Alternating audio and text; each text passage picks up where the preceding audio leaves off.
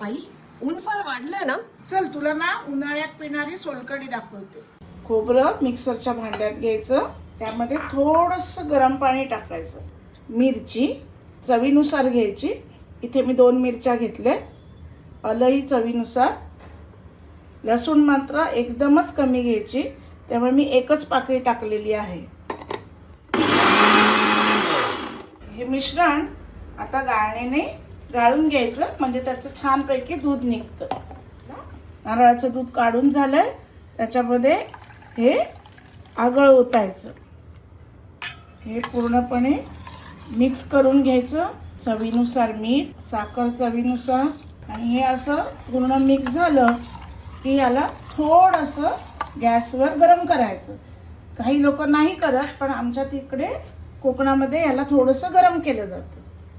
पण याला आपण जिऱ्याची फोडणी द्यायची.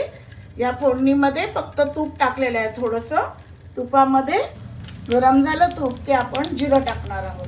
पण ही उन्हाळ्यामध्ये जर सोलकढी म्हणजेच कोकमाचं सार आपण बनवलं तर ते पित्तशामक आहे.